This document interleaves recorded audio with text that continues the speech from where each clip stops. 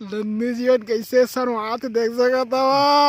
Happy birthday to you, happy birthday to Nandu, happy birthday to you. तो जय जवाहर जय छत्तीसगढ़ संगवारी हूँ मैं रामन के दोस्त अर्जुन जगत मोर नया ब्लॉग में बहुत बहुत अमन के स्वागत है। तो आज हरे 12 दिसंबर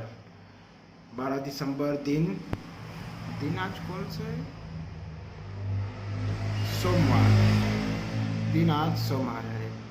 तो आज मोर सबसे परम मित्र, एकदम प्रिय मित्र नंद किशोर मरकाम यानी कि नंदू मरकाम जी मन के आज बर्थडे जन्मदिन है।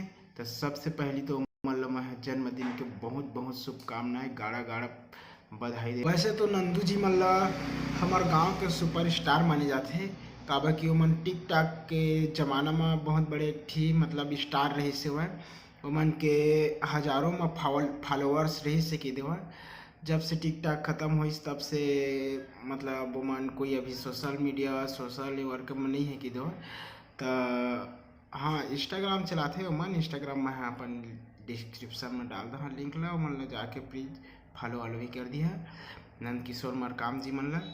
तो चलो अब इंजॉय करते हैं शाम के, ठीक है। तो लग रहा है वीडियो में अंत।